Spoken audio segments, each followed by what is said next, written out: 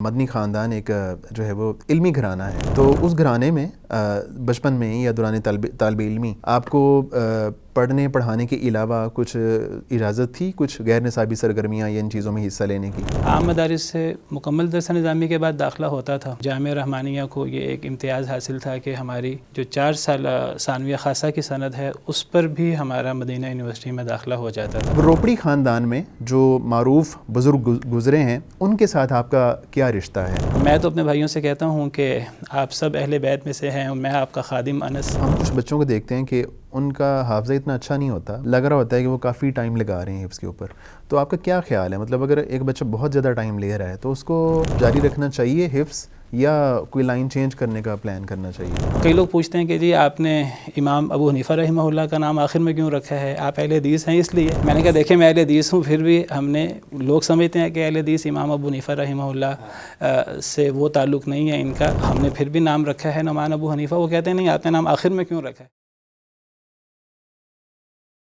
حافظ صاحب آپ کے ہم خاندان میں یہ بھی دیکھتے ہیں کہ پی ایچ ڈی کرنے کا خاصا رجحان ہے، تو آپ جب واپس لوٹ کے آئے مدینہ یونیورسٹی سے تو پھر آپ نے مطلب یہاں سے ماسٹرز کیا دوبارہ ایم فل کیا، یا مطلب وہی جو آپ نے وہاں پہ پڑھا تھا وہی آپ کا آگے کام آیا جو مدینہ یونیورسٹی میں پڑھا تھا؟ جی والد صاحب کا شروع سے ذہن تھا کہ بچوں کو حفظ کروانا ہے، بچوں کو عالم بنانا ہے اور بچوں کو دنیاوی ڈگری بڑی سے بڑی دلوانی ہے۔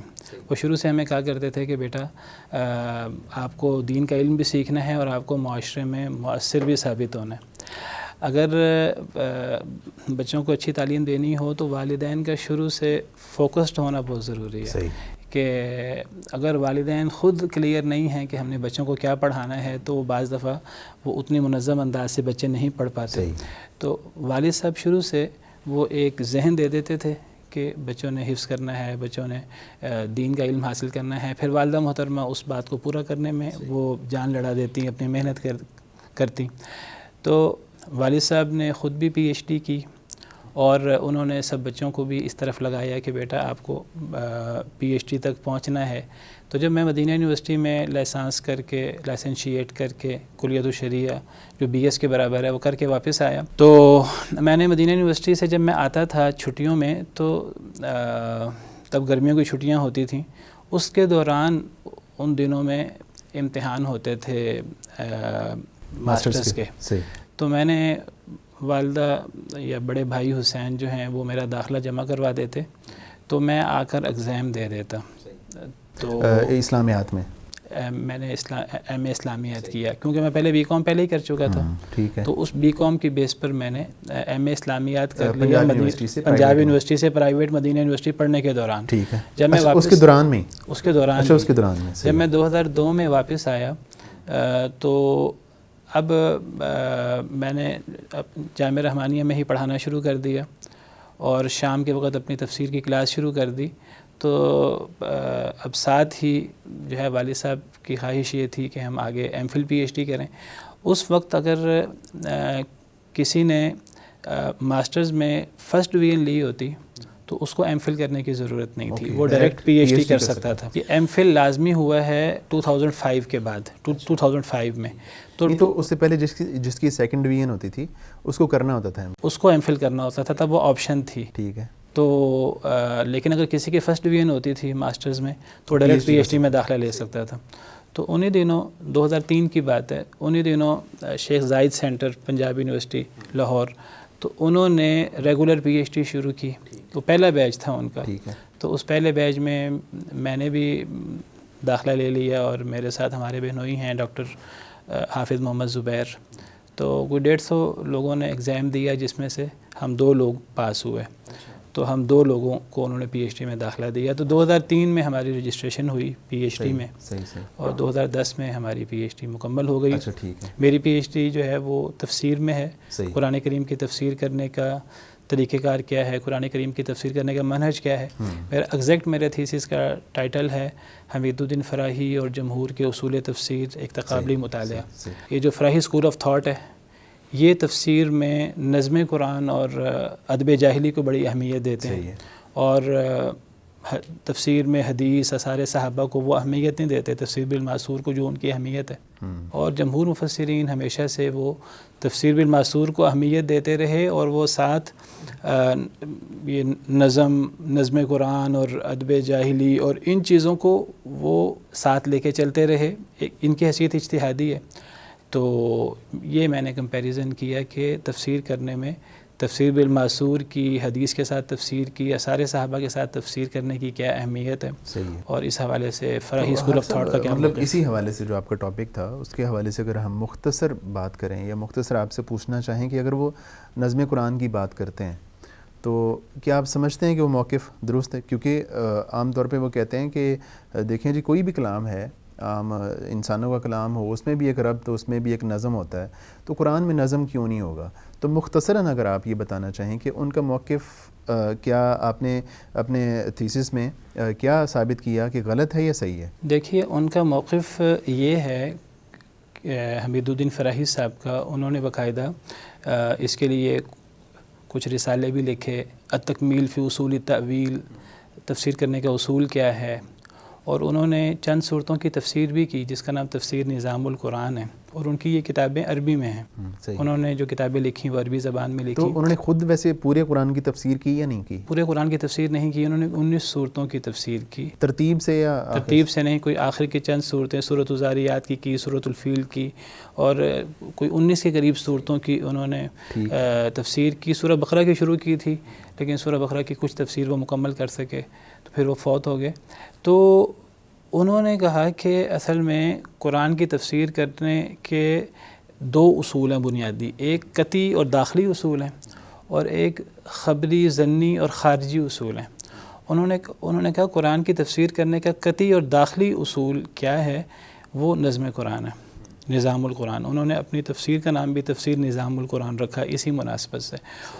اور پھر انہوں نے کہا کہ قرآن کی تفسیر میں ادب جاہلی کو بنیادی حیثیت حاصل ہے، اور انہوں نے کہا کہ قرآن کی تفسیر نظم قرآن کی بیس پر یا ادب جاہلی کی بنا پر کی جائے تو یہ تفسیر القرآن بالقرآن ہے، اور یہ گویا کہ قرآن کی وہ تفسیر ہے جو اللہ کی مراد ہے۔ یہاں جو ہے وہ ان کو غلطی لگی کہ قرآن کریم میں نظم موجود ہے کہ نہیں۔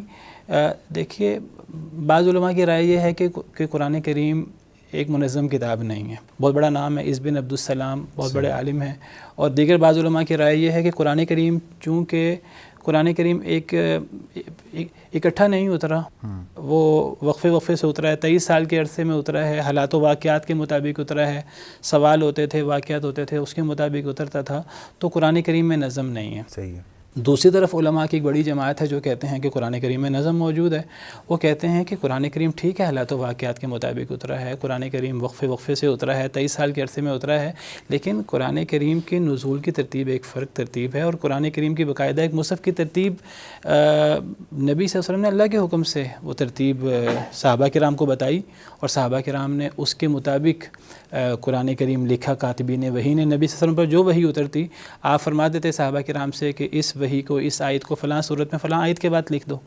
تو وہ جو قرآن کی ترتیب ہے، جو مصحف کی ترتیب ہے، جو اللہ کی طرف سے ہے، نبی کریم صلی اللہ علیہ وسلم کے بتانے سے ہے، تو اس ترتیب کے پیچھے ایک پورا نظم اور پوری حکمت ہے، اور یہ بات بالکل صحیح ہے فراہی اسکول آف تھاٹ کی کہ قرآن کریم ایک منظم کتاب ہے۔ یہاں تک ہمارا ان سے اتفاق ہے، لیکن ہمارا اختلاف کہاں ہے؟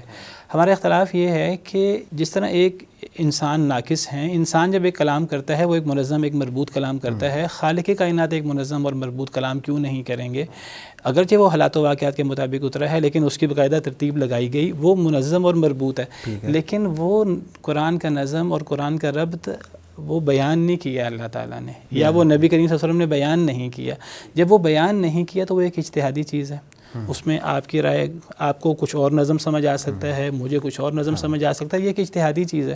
ایک اجتہادی چیز کو تفسیر القرآن بالقرآن قرار دے دینا اور اس کو قرآن کی تفسیر کا قطعی اور داخلی اصول قرار دے دینا، اور اس اصول کی بنا پر نبی کریم صلی اللہ علیہ وسلم سے ثابت شدہ تفاسیر جو صحیح سند سے ثابت ہیں ان کو رد کر دینا۔ صحابہ کرام، سیدنا ابن عباس، سیدنا ابن مسعود، خلفائے راشدین سے ثابت شدہ صحیح سند سے ثابت شدہ تفاسیر جو نبی صلی اللہ علیہ وسلم کے شاگرد تھے اور انہوں نے نبی صلی اللہ علیہ وسلم سے قرآن سیکھا، تو اس تفسیر کا رد کر دینا، ہمیں یہاں ان سے اختلاف ہے۔ اب مثلاً وہ کہتے ہیں فراہی اسکول آف تھاٹ والے، وہ کہتے ہیں کہ سورۃ النصر جو ہے یہ سورہ کافرون اور سورہ لہب یا سورہ مسد کے درمیان ہے۔ سورہ کافرون شروع دور میں نازل ہونے والی صورت ہے، اور سورہ مسد تبت یدا ابی لہب وتب یہ بھی شروع دور میں کہتے ہیں 5 نمبر صورت ہے جو نازل ہوئی۔ تو اب سورۃ النصر وہ کہتے ہیں یہ 2 شروع میں نازل ہونے والی مکی صورتوں کے درمیان ہے، یہ مکی صورت ہے۔ ابھی سورہ لہب، سورہ نصر، ٹھیک ہے۔ حالانکہ احادیث مبارکہ سے ثابت ہے صحیح سند کے ساتھ کہ سورہ نصر قرآن میں نازل ہونے والی سب سے آخری صورت ہے، قرآن کی وہ مکمل صورت جو سب سے آخر میں نازل ہوئی ہے۔ سیدنا عبداللہ بن عمر رضی اللہ عنہ سے مروی ہے، وہ فرماتے ہیں کہ سورۃ النصر نبی کریم صلی اللہ علیہ وسلم پر حجۃ الوداع کے موقع پر درمیانے ایام تشریق میں نازل ہوئی تھی، یعنی 12 ذوالحجہ کو سورۃ النصر نازل ہوئی تھی۔ اب یہ صحیح سند کے ساتھ ثابت ہے۔ اب وہ اپنے نظم قرآن کے اصول کو مد نظر رکھتے ہوئے یہ کیسے ہو سکتا ہے کہ 2 مکی ابتدائی صورتوں کے درمیان ایک مدنی صورت آ جائے، یہ بھی مکی صورت ہونی چاہیے، اور یہ مکی صورت ہے، اور یہ در حقیقت پیش گوئی ہے کہ ایک وقت آئے گا کہ اسلام غالب آ جائے گا، لوگ جوگ در جوگ اسلام میں داخل ہوں گے۔ یہ واقعہ ہوا نہیں ہے، ان کا یہ موقف ہے، اور یہ انہوں نے نظم کی بنا پر یہ تفسیر کی ہے۔ انہوں نے سورۃ الفیل کی تفسیر کی ہے، اور سورۃ الفیل کی تفسیر میں وہ سارے معجزات جو تھے، وہ جو ابابیل جو ہیں وہ ہاتھیوں کو وہ کنکر مارتے تھے، انہوں نے کہا وہ ابابیل نہیں مارتے تھے، وہ تو قریش بیٹھے ہوئے تھے پہاڑوں پر، چوٹیوں پر، اور وہ کنکر مارتے تھے۔ تو انہوں نے نظم کی بنا پر ایسی تفاسیر کی ہیں، اور حدیث اور آثار صحابہ تفسیر بالمعصور کو رد کر کے رکھ دیا۔ یہاں سے شدید ان سے اختلاف پیدا ہوتا ہے۔ وہ چیز جو ایک اجتہادی تھی اس کو انہوں نے تفسیر بالمعصور اور حدیث اور صحابہ کرام کی تفسیر کے اوپر انہوں نے حاکم بنا دیا، اور انہوں نے اپنی کتابوں میں کئی جگہوں پر لکھ دیا کہ قرآن کی تفسیر حدیث سے کرنا یہ قرآن کی تفسیر کا غلط اصول ہے۔ یہ باقاعدہ فراہی صاحب نے لکھا۔ تو یہ فراہی اسکول آف تھاٹ، حمید الدین فراہی صاحب، امین حسن اصلاحی صاحب، جاوید احمد غامدی، یہ سب جو ہیں یہ فراہی اسکول آف تھاٹ میں شامل ہیں۔ ان کا اصل مسئلہ حدیث کا نہیں ہے کہ حدیث کے استخفاف کا مسئلہ، حدیث کے استخفاف سے پہلے ان کا مسئلہ قرآن کا ہے، قرآن کا مسئلہ ہے۔ دیکھیے، قرآن کو محفوظ مان لینا صرف وہ کافی نہیں ہے، یہ قرآن کو اس انداز سے بھی محفوظ نہیں مانتے جس انداز سے ہمارے جمہور مفسرین اور ہمارے علماء، ایک مین سٹریم کے علماء مانتے ہیں۔ یہ کہتے ہیں قرآن کریم جیسے ہمیں ملا ہے یہ تقریباً ایسے ہی نازل ہوا تھا۔ یہ جو نزول کی تفصیل ہے یہ اس تفصیل کو اس انداز سے نہیں مانتے۔ غامدی صاحب اس بات کے منکر ہیں کہ صحیح بخاری میں موجود ہے کہ قرآن کریم کی حضرت عائشہ کی حدیث ہے کہ پہلی وحی سورہ علق ہے۔ غامدی صاحب اس بات کو نہیں مانتے، وہ کہتے ہیں پہلی وحی سورہ مدثر ہے۔ اس قسم کے ان کے مسئلے ہیں۔ پھر یہ قرآن کریم کی جو تفسیر اور قرآن کریم کا بیان ہے جو اصل میں نبی صلی اللہ علیہ وسلم کی ذمہ داری تھی، تو جو اللہ نے نبی صلی اللہ علیہ وسلم کی ذمہ داری لگائی تھی، وَأَنزَلْنَا إِلَيْكَ الذِّكْرَ لِتُبَيِّنَ لِلنَّاسِ مَا نُزِّلَ إِلَيْهِمْ، یہ اس بات کو ماننے کو تیار نہیں ہیں کہ قرآن کی تفسیر نبی کریم صلی اللہ علیہ وسلم نے جو کی وہ قرآن کریم کی بہتر تفسیر ہے اور ہمیں اس کو ماننا چاہیے، یا جو نبی صلی اللہ علیہ وسلم نے صحابہ کرام کو سکھائی ہمیں اس تفسیر کو ماننا چاہیے۔ یہ اپنے نظم قرآن اور ادب جاہلی جو اجتہادی چیزیں ہیں ان کو ان چیزوں پر فوقیت دیتے ہیں۔ حدیث سے قرآن کی تفسیر کو اور آثار صحابہ سے قرآن کی تفسیر کو بالکل یہ وہی مقام دیتے ہیں جو اسرائیلیات کا مقام ہے، جو سابقہ کتب کا مقام ہے۔ یہ ان سب کو خبری ماخذ کے تحت لا کر، سیکنڈری ماخذ کے تحت لا کر کہتے ہیں کہ ہاں ٹھیک ہے ہم ان سے بھی قرآن کی تفسیر کر سکتے ہیں، لیکن اصل قرآن کی تفسیر و نظم قرآن اور جب دل کیا تو وہاں سے استفادہ کر لیا، ورنہ یہ ان کے نزدیک یہ بنیادی اصول نہیں ہے۔ یہ بڑا بنیادی اختلاف ہے جمہور کا ان سے۔ ٹھیک ہے، تو حافظ صاحب آپ کا یہ تھیسس جو ہے وہ موجود ہے kitabussunnat.com پہ، تو kitabussunnat.com پہ آتے ہیں، بڑی معروف ویب سائٹ ہے اور محدث ویب سائٹس کے نام سے اور بھی کئی ویب سائٹس موجود ہیں، تو ان کے بارے میں بتائیں کہ ان کی شروعات کب ہوئی، کس نے کی، اور جو ہے وہ آپ کا کیا اس میں کنٹریبیوشن رہا؟ دیکھیے والد صاحب نے جامعہ لاہور الاسلامیہ شروع کیا، تعلیمی ادارہ، اور ہمارے دادا اور تایا دادا حافظ عبداللہ محدث روپڑی وہ مسجد قدس میں ہوتے تھے. تو والد صاحب جو ہیں وہ یہاں جب آئے ماڈل ٹاؤن میں تو انہوں نے ہنجروال میں پہلے جامعہ لاہور الاسلامیہ ایک ادارہ قائم کیا، بعد میں پھر وہ گارڈر ٹاؤن میں آ گیا. تو جامعہ لاہور الاسلامیہ کے ساتھ ان کا شروع سے تحقیقی مزاج تھا. انہوں نے لائبریری قائم کی، اس میں زیادہ تر ہمارے دادا اور تایا دادا وغیرہ کی جو کتابیں تھیں نایاب، وہ سب سے بڑی لائبریری ہے لاہور میں عربی کتب کے حوالے سے، مکتبہ رحمانیہ کے نام سے. مجلس و تحقیق الاسلامی انہوں نے نام رکھا تحقیقی ہمارے ادارے کا، Islamic research council model town میں. اور پھر انہوں نے محدث کے نام سے ایک ہمارا آرگن، ہمارا ایک جریدہ دینی رسالہ وہ جاری کیا 1970 دسمبر 1970 میں، اس کا پہلا شمارہ نکلا. تو یہ والد صاحب اصل میں یہ جامعہ رحمانیہ اور محدث یہ اصل میں انڈیا میں دہلی میں ایک مدرسہ تھا بڑا مشہور. ہمارے دادا اور تایا دادا اس کے مشہور استاد تھے اور وہاں ممتحن تھے، تو بڑا مشہور مدرسہ تھا. تو اس مدرسہ کے نام پر جامعہ رحمانیہ نام رکھا گیا. وہاں کا مجلہ تھا محدث کے نام سے، اسی نام سے یہاں مجلہ محدث اس کا نام رکھا گیا. تو ہمارا جو ایک دعوتی یا وہ شعبہ تھا جس سے ہمارے کاموں کا لوگوں کو پتہ لگتا تھا، پہچان ہوتی تھی، تو اس کا نام تھا محدث. بڑے بھائی ڈاکٹر حافظ حسن مدنی جب وہ والد صاحب کے ساتھ شامل ہوئے کاموں میں تو وہ محدث کی نگرانی ان کے پاس آ گئی. کوئی سن 2000 کی بات ہے کہ انہوں نے سب سے پہلے محدث کی ویب سائٹ کے لیے انہوں نے محنت کی اور کوشش کی. یہ وہ وقت تھا کہ جب ویب سائٹس وغیرہ ہمارے پاکستان میں نہیں ہوتی تھیں، اور اردو میں تو بالکل بھی نہیں ہوتی تھیں، لیکن سن 2000 میں محدث کی ویب سائٹ موجود تھی، اور وہ ان کی یہ محنت تھی اور یہ کاوش تھی. وہی اسلامک ریسرچ کونسل میں تھے اور وہ یہ ریسرچ وغیرہ کو وہ لے کے آگے بڑھتے رہے. تو اس کے بعد وہ چلے گئے جامعہ لاہور الاسلامیہ میں، اور چھوٹے بھائی حمزہ وہ آگے اسلامک ریسرچ کونسل میں لائبریری میں. تو ان کے دور میں کوئی سن 2005-06 کی بات ہے، انہوں نے ایک ویب سائٹ شروع کی kitabussunnat.com کے نام سے. ایک صاحب تھے شاکر آوان صاحب، انجینئر تھے کراچی کے. تو وہ کچھ کتابیں انہوں نے پڑھی، دینی کتابیں پڑھیں، تو وہ کتابیں پڑھ کر وہ دین کی طرف آئے. تو ان کا رابطہ تھا حمزہ صاحب سے، اور ہمارے پاس ہمارے ہی ادارے کے ایک فاضل تھے قاری اختر علی ارشد صاحب رحمہ اللہ، وہ فوت ہو گئے کچھ عرصہ پہلے. تو ان کے ساتھ ان کا رابطہ تھا. تو انہوں نے ان سے رابطہ کر کے کہا کہ کیوں نہ ہم ایک ایسی ویب سائٹ بنائیں جس میں دینی کتابیں موجود ہوں، تو یہ ایک دعوت کا بہت بڑا کام ہے. تو وہ kitabussunnat.com کے نام سے ایک ویب سائٹ کا اجراء ہوا. یہ 2004-05-06 کی بات ہے، ایگزیکٹ ڈیٹ مجھے یاد نہیں ہے. تو اس دور میں kitabussunnat.com شروع ہوئی، اور آہستہ آہستہ یہ ہماری ویب سائٹس آگے بڑھتی گئیں. پھر ہماری جو ویب سائٹس آگے بڑھتی گئیں، ہم ان کا ہر ویب سائٹ کے نام کے ساتھ ہم نے محدث نام لگا دیا. تو اس طرح kitabussunnat.com کی بنیاد کوئی 2005-06 میں اس کی بنیاد رکھی گئی، اور یہ ویب سائٹ خاص کی گئی PDF اردو PDF کتابوں کے حوالے سے. اور اس میں ہم نے کوشش کی کہ وہی کتابیں دی جائیں جو یعنی کتاب و سنت کی روشنی میں کتابیں لکھی گئی ہوں. kitabussunnat.com کے نام سے. بعد میں اس کا نام ہم نے محدث لائبریری بھی کر دیا. اس کا URL kitabussunnat.com ہے. اور اس کے بعد جتنی بھی ویب سائٹس بنی، محدث فورم ہو گیا، محدث میگزین ہو گیا، محدث فتویٰ ہو گیا، محدث رسائل و جرائد، محدث آن لائن انسٹیٹیوٹ، ہم نے اپنی تمام ویب سائٹس کے نام کے ساتھ محدث لگایا.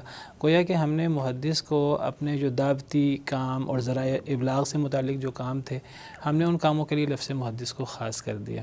شروع میں یہ ساری ویب سائٹس جو ہیں kitabussunnat.com تو حمزہ بھائی نے شروع کی تھی اختر صاحب کے ساتھ رحمہ اللہ کے ساتھ اور شاکر صاحب کے ساتھ. پھر بعد میں مجھے کچھ عرصہ کام کرنے کا موقع ملا لائبریری میں.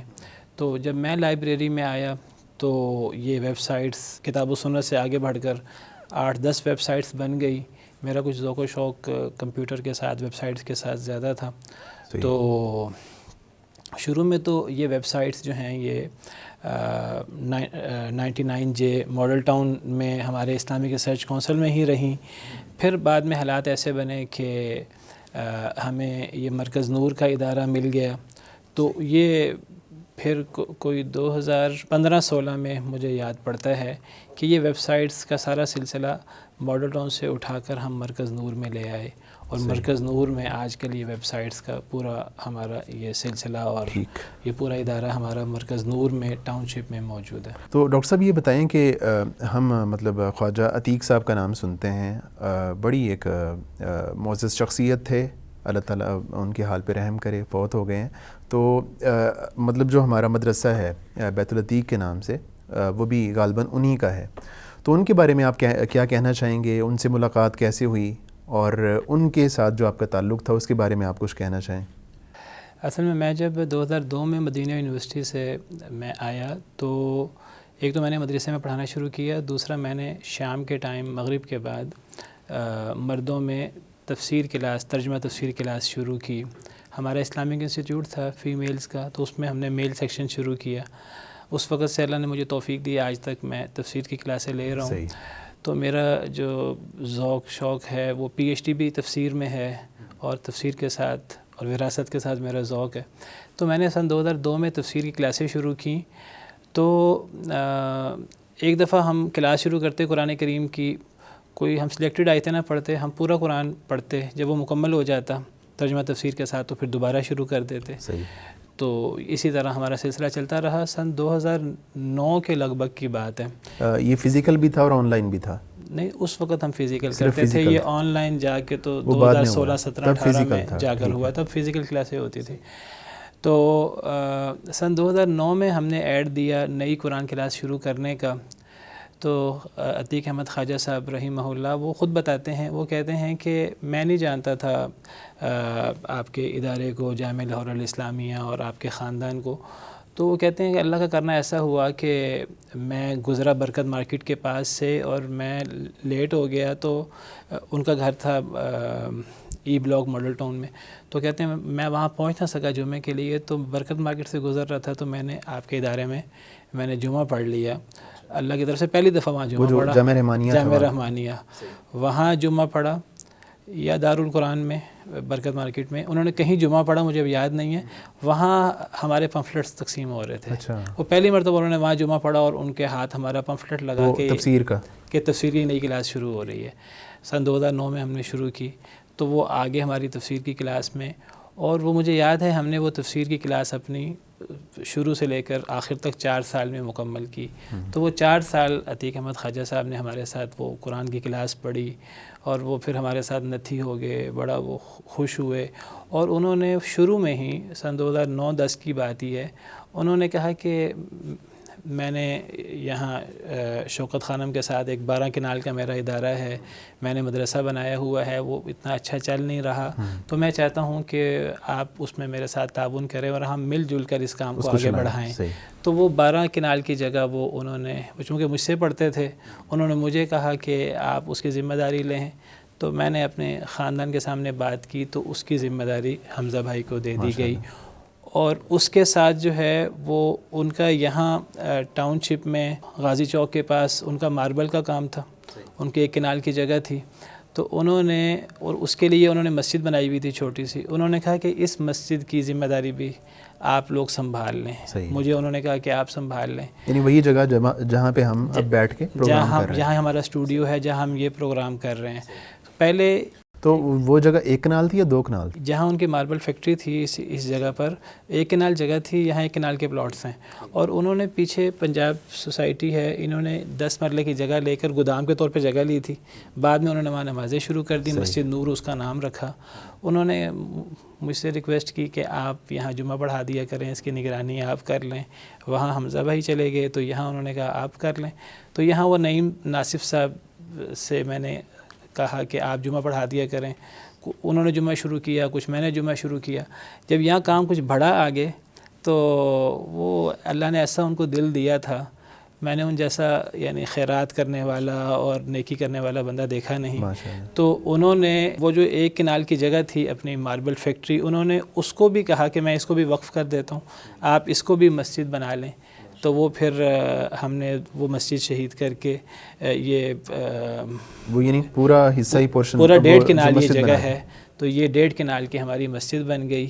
اور پھر اس میں ہم نے web sites, studio, video studio, audio studio, مسجد کے کام, دعوت کے کام اور رفاہی کام ہم نے شروع کیے. ڈاکٹر صاحب, ہماری اس سے پہلے بات ہوئی محدث ویب سائٹ سے متعلق, تو اس میں آپ نے کتاب و سنت کا تذکرہ کیا.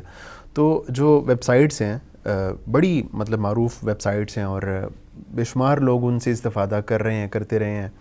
تو اس میں یہ بتائیے گا کہ ان ویب سائٹس میں سے ایک ویب سائٹ kitabusunnat.com, اس پہ مطلب ایک اعتراض یہ ہوتا ہے کہ یہاں پہ جو کتابیں دی جاتی ہیں وہ اس سے یہ ہوتا ہے کہ چونکہ کتاب جو ہے وہ PDF میں آ جاتی ہے تو خریدار کم ہو جاتے ہیں, لوگ کم خریدتے ہیں, اور اس سے جس نے کتاب پبلش کی ہوتی ہے اس کو نقصان ہوتا ہے. تو اس کے بارے میں مطلب پالیسی کیا رہی, اور اس کے بارے میں آپ کی کیا رائے ہے کہ نقصان ہوتا ہے یا نہیں ہوتا؟ اصل میں جب ہم نے یہ سلسلہ شروع کیا تھا اس وقت تو ہم نے ویب سائٹ شروع کی تھی دعوتی مقصد سے, اور وہ شاکر صاحب کچھ کتابیں پڑھ کر وہ دین کی طرف آئے تو ان کی, اختر صاحب کی, حمزہ صاحب کی آپس میں بات یہ ہوئی کہ ہم دینی کتابیں جو ہیں وہ لوگوں کو مہیا کریں تاکہ لوگ دین کی طرف آئیں. تو اصل میں یہ سمجھنا کہ آن لائن یہ چیزیں آنے سے, PDF آنے سے کتاب کی اہمیت کم ہو جاتی ہے. اصل میں کتاب کی اہمیت اوور آل ویسے کم ہے, لوگ کتابیں کم پڑھتے ہیں, لیکن اگر ایک کتاب PDF میں آ جائے, جس بندے نے کتاب خریدنی ہے, جن کو کتاب خریدنے کا ذوق ہے وہ تو کتاب کو خریدتے ہیں, وہ تو فزیکل کتاب کو پڑھتے ہیں. بلکہ PDF ہونے سے جن لوگوں نے کتاب نہیں بھی خریدنی ہوتی وہ کم از کم اس کتاب کو پڑھتے ہیں آن لائن. اور کئی دفعہ یہ چیز وجہ بنتی ہے کتاب کو خریدنے کی, اور وہ کتاب خریدتے بھی ہیں. اور کئی لوگ جب ہماری ویب سائٹ پہ کتاب پڑھتے ہیں PDF, تو وہ ہم سے تقاضا کرتے ہیں کہ کیا یہ ہمیں کتاب مل سکتی ہے. تو ہم وہ کتاب ان کو جو ہے وہ اردو بازار سے خرید کر ہم وہ ان کو بھجوا دیتے ہیں وہ کتاب, یا ہم ان کو ریفر کر دیتے ہیں کہ آپ اردو بازار میں فلاں مکتبے سے کتاب لے لیں. اور جب ہم وہ کتاب اپنی ویب سائٹ پہ دیتے ہیں تو ہم اس کو اپنی کتاب کے طور پر نہیں دیتے, ہم اس کو اسی مکتبے کی کتاب کے طور پر دیتے ہیں. وہی ٹائٹل, وہی مصنف, وہ سب کچھ اس میں ہوتا ہے. تو جب کوئی بھی کتاب تلاش کرنے والا بندہ اس کو پڑھتا ہے تو وہ اس کو پتہ ہے یہ کتاب فلاں مکتبے کی ہے, اور وہ فلاں مکتبے سے رابطہ کرتا ہے. ہم نے جب یہ کتابیں دینا شروع کیں kitabusunnat.com میں, تو ہم نے اس میں ایک پیج لگا دیتے تھے ٹائٹل کے بعد, اس میں ہم لکھتے تھے کہ یہ کتابیں دعوتی نقطہ نظر سے شیئر کی جاتی ہیں, اور ان کا مقصد تجارت نہیں ہے, ان کا مقصد دعوت ہے. اور شروع میں ہم نے کیا کیا کہ شروع میں جو بڑے مکتبے تھے, مکتبہ قدوسیہ, دارالاندلس اور مکتبہ اسلامیہ وغیرہ, باقاعدہ میں ان لوگوں سے ملا, ابو بکر قدوسی صاحب سے, اور مکتبہ اسلامیہ والے کیا نام ہے سرور عاصم صاحب سے, ان لوگوں سے میں ملا, اور تو ان کی پرمیشن سے انہوں نے ہمیں اجازت دی شروع میں. لیکن جب کتابیں ہماری بڑھنا شروع ہو گئیں, اور بعض ایسے مکتبے جس کی اکا دکا کتابیں تھیں, ہم پھر اتنا اہتمام نہیں کر سکے کہ ہم ہر ایک سے اجازت لیں. لیکن ہم نے ہمیشہ ایک موقف رکھا ہے, اور ہم اس موقف کو پبلش بھی کرتے رہے ہیں کہ کسی بھی شخص کو اگر اپنی کتاب ہماری ویب سائٹ پر آنے پر اعتراض ہے, وہ ہمیں ایک سمپل ایک کال کر دے, ایک SMS کر دے, ایک ہمیں میل کر دے, ہم اس کی ایک کتاب یا زیادہ کتابیں ہم ہٹا دیں گے. اور ہم نے کتنے لوگوں کی کتابیں ہٹائیں. دارالسلام کی کتابیں 8-10 سال ہماری ویب سائٹ پہ رہیں, ہماری ان سے رشتہ داری بھی ہے. انہوں نے ایک موقع پر کہا کہ آپ ہماری کتابیں جو ہیں وہ ختم کر دیں, ہم اپنی ویب سائٹ بنا رہے ہیں. تو ہم نے ختم کر دی. تو کئی لوگ ہیں جنہوں نے ہمیں ایک دفعہ کہا اور ہم نے ان کی کتابیں ختم کر دیں. تو ہمارا ان کتابوں کو پبلش کرنے کا مقصد تجارت نہیں ہے. ہمارا ان کو آن لائن دینے کا مقصد صرف اور صرف دعوت ہے. اگر اس کتاب کو پڑھ کر کوئی بندہ دین کی طرف آتا ہے تو وہ اجر میں مکتبے والے بھی شریک ہیں, اور اس میں کوئی کسی حد تک انگلی کٹا کے ہمیں بھی کوئی اس میں اجر مل جائے. تو ڈاکٹر صاحب یہ بتائیے گا کہ آپ ایک لحاظ سے مدرسے کے استاد بھی رہے ہیں اور آپ کا خاندان ایک سے زیادہ مدارس کو چلا بھی رہا ہے، خواتین کے مدارس بھی ہیں اور جو ہے وہ جو طلبہ ہیں، جو میل طلبہ ہیں ان کے بھی. تو آپ کیا سمجھتے ہیں کہ جو طالب علم پڑھ رہے ہیں مدارس میں ان کے فیوچر کے حوالے سے آپ ان کی تعلیم کے حوالے سے مطمئن ہیں کہ یعنی ان کو جب وہ مدرسے سے نکلتے ہیں تو ایسا معاملہ ہے کہ وہ ایک سوسائٹی میں مطلب کام بھی کرتے ہیں اور ان کا جو معاملہ ہے روزگار کا، ان کی ارننگ کا، وہ بھی صحیح ہو جاتا ہے؟ اور خاص طور پہ ان کی تعلیم کے حوالے سے آپ آپ مطمئن ہیں؟ کیونکہ سم ٹائم یہ اعتراض کیا جاتا ہے کہ وہ جدت سے دور ہوتے ہیں. تو آپ کی اس بارے میں کیا رائے ہے؟ اصل میں ہمارے مدارس میں جب بچے پڑھتے ہیں تو چونکہ عام طور پر وہ غریب گھرانوں سے ہوتے ہیں الا ماشاء اللہ، تو وہ فری پڑھتے ہیں. تو فری پڑھنے کی وجہ سے وہ بعض دفعہ وہ ڈیپینڈنٹ ہوتے ہیں مدارس میں، اور پھر مدارس سے فارغ ہونے کے بعد بھی وہ ڈیپینڈنٹ رہتے ہیں. تو اگر تو ان کی کہیں جاب وغیرہ ہو جائے مدرسے میں یا کسی دعوتی کام میں، مسجد وغیرہ میں، تو بہت اچھی بات ہے. ورنہ ایک بہت بڑا میدان مدارس سے ہٹ کر، مساجد سے ہٹ کر، مساجد اور مدارس تو ان کے لیے میدان ہے ہی ہے، ان کے لیے ایک بہت بڑا میدان جو ہے وہ معاشرہ بھی ہے. 90% لوگ یعنی مساجد میں اور مدارس میں تو لوگ کم آتے ہیں، تو ایسے لوگوں کو باقاعدہ اکیڈمیز میں، اسکولوں میں، کالجز میں آنا چاہیے. ان کو M Phil P H D degree کرنی چاہیے تاکہ وہ ان کے پاس دینی علم بھی ہو، دینی رسوخ بھی ہو، اور ان کے پاس ایک معاشرتی ایسی ڈگری جس کو معاشرے میں ریکگنائز بھی کیا جاتا ہے، اس کی وجہ سے وہ کوئی بات کریں، ان کی بات کے اندر وزن بھی ہو. تو میں یہ نہیں سمجھتا کہ M Phil P H D کرنے سے لازماً کوئی علم میں اضافہ ہوتا ہے. کئی دفعہ وہ علم میں اتنا اضافہ نہیں ہوتا، لیکن کم از کم معاشرے میں ان کو ایک ایکسیپٹنس حاصل ہوتی ہے، اور وہ ایسے یونیورسٹیز میں اور وہ کالجز میں جا سکتے ہیں، اور وہاں بھی دعوت کا کام کی بڑی ضرورت ہے. بعض دفعہ ان جگہوں پر دعوت کا کام کی ضرورت مدارس سے اور مساجد سے زیادہ ہوتی ہے. مدارس اور مساجد میں تو وہ لوگ آتے ہیں جو شوق رکھتے ہیں دین کا. ان جگہوں پر بہت زیادہ لوگ ہوتے ہیں مسلمان کہلاتے ہیں، وہ اتنا کئی دفعہ شوق نہیں رکھتے، اور کئی دفعہ ان کو دین کے بارے میں بالکل بیسک معلومات بھی نہیں ہوتی. تو ایسے لوگوں کو بھی دعوت دینے کی بڑی ضرورت ہوتی ہے. تو لوگوں کو ایسی جگہوں پر بھی جانا چاہیے.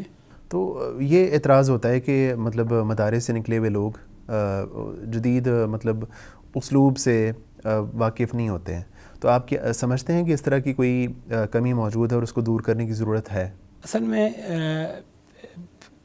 کسی طالب علم کا، کسی اسٹوڈنٹ کا کس بیک گراؤنڈ سے تعلق ہے، اس کا تعلق ہر بندے کے اپنے اپنے حالات سے ہو سکتا ہے. ایسا ہو سکتا ہے کہ مدارس سے نکلنے والے لوگوں کو مزید اس قسم کے چیزیں سیکھنے کی ضرورت ہو، اور اگر وہ سیکھ لیں تو کئی دفعہ وہ اپنی دعوت میں اور اپنی چیزوں میں زیادہ مؤثر ہو سکتے ہیں. اچھا ڈاکٹر صاحب، یہ بتائیے گا کہ آپ نے جس طرح بتایا کہ کئی دہائیوں سے آپ ترجمہ و تفسیر قرآن پڑھا رہے ہیں، تو اس میں مطلب کافی سارے لوگ متاثر ہوتے ہیں، جس طرح آپ نے خواجہ عتیق صاحب کا بھی نام لیا.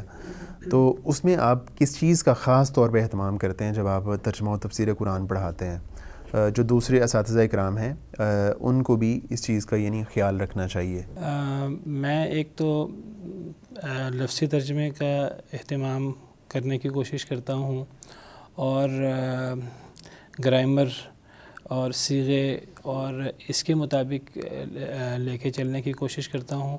میری کوشش ہوتی ہے کہ پہلے لفظی ترجمہ کیا جائے، پھر اس کے بعد با محاورہ ترجمہ کیا جائے. کیونکہ اگر لفظی ترجمہ نہ کیا جائے، ڈائریکٹ با محاورہ ترجمہ کیا جائے، بعض دفعہ جو نئے لوگ ہیں وہ کئی دفعہ با محاورہ ترجمے سے وہ سمجھ نہیں پاتے کہ یہ با محاورہ ترجمہ کیسے بنا ہے، اور وہ خود ترجمہ کرنے کے قابل نہیں ہوتے. تو پہلے لفظی ترجمہ کیا جائے، پھر با محاورہ ترجمہ کیا جائے. لفظی ترجمہ سے باقاعدہ ترجمہ کرنا آتا ہے، لیکن لفظی ترجمہ سے بعض دفعہ آیت کا مفہوم پوری طرح نہیں سمجھ آتا. جس طرح لفظی ترجمہ کی ضرورت ہے کہ ترجمہ کرنا آ جائے، بامحاورہ ترجمہ کی ضرورت ہے کہ اس سے اصل میں اس آیت کریمہ سے مطلب سمجھ آ جائے، مطلب اور مدعا سمجھنے میں مدد ملتی ہے. تو بامحاورہ ترجمہ کی بھی اتنی ضرورت ہے. تو ایک تو میرا فوکس جو ہے وہ گرامر کے ساتھ، صیغے کے ساتھ، لفظی ترجمہ کے ساتھ میرا فوکس ہوتا ہے، اور پھر اس کے بعد میری توجہ ہوتی ہے کہ میں وہ اس کا بامحاورہ ترجمہ، اس کا اصل مفہوم، اس کی تفسیر، خاص طور پہ تفسیر بالمعصور جو حدیث سے یا صحابہ کرام سے ثابت ہے، میں وہ بتاؤں. اور اس میں میری یہ کوشش بھی ہوتی ہے کہ ہمارے ہر مسئلے کا حل قرآن میں موجود ہے. بہت سے مسئلے ایسے ہیں ہمارے روزمرہ ہم سمجھتے ہیں کہ ہمیں حیرانگی ہوتی ہے، اچھا اس مسئلے کا حل بھی قرآن میں موجود ہے، یہ چیز بھی قرآن میں موجود ہے. تقریباً ہر چیز تو قرآن میں موجود ہے. صحیح. تو قرآن سے کوئی چیز ثابت ہو رہی، اور میری یہ کوشش بھی ہوتی ہے کہ ایک قرآن کریم کی ایک آیت سے اگر کوئی چیز ثابت ہوتی ہے، کوئی تدبر کی بات ہے، کوئی ایسا نقطہ ہے جو ثابت ہوتا ہے، میرا دل ہوتا ہے کہ اس نقطے کو جو ہے وہ اچھی طرح واضح کیا جائے. کیونکہ ترجمہ کرتے ہوئے یہ کوشش کرنا کہ ہم زیادہ ترجمہ کور کر لیں اور ہم ایک دن میں 1 پیج یا ہم 2 پیج یا 3 پیج ترجمہ پڑھ لیں، میں اس سے بہت بہتر سمجھتا ہوں کہ ایک آیت یا ایک آیت میں تدبر اور ایک آیت سے حاصل ہونے والے نکات اگر اچھے طریقے سے لوگوں کو سمجھا دیے جائیں، اس کی تفسیر اگر ایک اسٹوڈنٹس جو ہیں وہ ایک دن ایک نقطہ صحیح طریقے سے سمجھ جائیں، تو یہ بہت بہتر ہے کہ وہ پورا 1 پیج کا سادہ ترجمہ تفسیر پڑھیں یا 2 پیج کا ترجمہ تفسیر پڑھیں. حافظ صاحب، مطلب اب ہم مطلب اینڈ کی طرف بڑھ رہے ہیں، تو اس میں یہ بتائیے گا کہ آپ کا خاص مزاج رہا علم وراثت کی طرف، تو یہ مزاج کیسے بنا، رجحان کیسے ہوا، اور جو ہے عام طور پہ لوگ اس کو کیوں مشکل سمجھتے ہیں؟ بہت سارے علماء کرام جو ہے باقی علوم میں بہت ماہر ہوتے ہیں، لیکن اس علم میں کچھ خاص علماء ہوتے ہیں جو گرپ رکھتے ہیں. تو آپ کا رجحان کیسے ہوا؟ اصل میں نے جیسے ذکر کیا تھا کہ میرا ایک شروع سے مزاج رہا ہے کہ جو چیز لوگوں کو مشکل لگتی ہے تو میں سوچتا ہوں لوگوں کو وہ چیز کیوں مشکل لگتی ہے. شروع سے انگلش لوگوں کو مشکل لگتی ہے، میں نے کوشش کی کہ میں اپنی اسکول کالج کی تعلیم میں کیوں لوگوں کو انگلش مشکل لگتی ہے، میتھ لوگوں کو مشکل لگتا ہے، کیوں مشکل لگتا ہے، مدارس میں پڑھتے ہوئے گرامر لوگوں کو مشکل لگتی ہے. تو اللہ نے میرا ذہن کھولا کہ مجھے یہ چیزیں دلچسپی ہوتی تھی ان چیزوں میں، اور یہ چیزیں میں نے اللہ کی توفیق سے اچھے طریقے سے میں نے یہ چیزیں سمجھنے کی کوشش کی. علم وراثت کو ایک مشکل علم سمجھا جاتا ہے، اس کا ایک تعلق میتھ کے ساتھ بھی ہے. تو میرا میتھ شروع سے اچھا تھا، تو پھر ایسے اساتذہ ملے مدینہ یونیورسٹی میں، تو الحمدللہ اس علم کی طرف ذوق پیدا ہوا. گرامر کو مشکل سمجھا جاتا ہے، میرا گرامر میں کافی ذوق ہے. علم وراثت کو شاید اس لیے مشکل سمجھا جاتا ہے کہ اس میں اصول ہیں اور اس میں بہت ساری چیزیں یاد کرنے کی ہیں، اور وہ چیزیں یاد رکھنا پڑتی ہیں. تو اگر ایک چیز پڑھی جائے اور پھر اس کو پڑھایا جائے یا اس کی ممارست ہو، اس میں اتنے قواعد ہیں، اگر ممارست ہو تو وہ چیزیں یاد رہتی ہیں، اگر ممارست نہ ہو، اگر اس کی تدریب نہ ہو، اس کے ساتھ ٹچ نہ ہو، تو وہ چیز بھول جاتی ہے. تو شاید علم وراثت کئی لوگ پڑھتے ہیں اور اس میں پھر میتھ کا بھی تعلق ہے کافی حد تک مسئلوں کو حل کرنے میں، تو پھر وہ چیزیں یاد رکھنی پڑتی ہیں. تو شاید اس لیے بہت سارے لوگ ان چیزوں کو یاد نہیں رکھ پاتے. اور پھر بعض احادیث سے بھی پتہ لگتا ہے کہ علم وراثت بہت اہم علم ہے، آدھا علم ہے، اور یہ علم سب سے پہلے اٹھا لیا جائے گا. تو شاید یہ وجوہات ہیں جن وجوہات کی وجہ سے علم وراثت کو مشکل سمجھا جاتا ہے. بعض احادیث سے پتہ لگتا ہے کہ لوگ اختلاف کریں گے ایک وراثت کے مسئلے کے بارے میں، اور ان کو جواب دینے والا اور ان کا مسئلہ حل کرنے والا کوئی نہیں ہوگا. تو ان وجوہات کی وجہ سے علم وراثت کو مشکل سمجھا جاتا ہے. تو میری شروع سے دلچسپی رہی مدینہ یونیورسٹی میں خاص طور پہ پڑھنے کے دوران، اور میرا علم وراثت میں ذوق بنا. تو آپ جو ہے پڑھنے پڑھانے سے تعلق رکھتے ہیں، تو شاعری کا بھی ذوق رہا آپ کو؟ شاعری سے میرا کوئی ذوق زیادہ نہیں رہا شروع سے، اس حوالے سے لوگ مجھے بے ذوق بد ذوق کہتے ہیں زیادہ تر۔ تو سٹارٹ میں مطلب بچپن میں بچے جو ہے وہ ناول کہانیاں پڑھتے ہیں، جو ہے وہ ٹارزن کی کہانیاں، اس طرح جاسوسی ناول پڑھتے ہیں، کوئی ایسا سلسلہ رہا کہ نہیں؟ اصل میں جب ہم چھوٹے تھے تو اس وقت یہ انٹرنیٹ اور یہ چیزیں تو تھیں نہیں، سوشل میڈیا، تو اس وقت کی دلچسپی یا تو باہر کھیل کود ہوتا تھا اپنے تعلیمی سرگرمیوں کے علاوہ، یا پھر ایسی چیزیں پڑھنا۔ تو میرا پڑھنے کا بہت ذوق تھا اور میں بہت زیادہ پڑھا کرتا تھا۔ اچھا۔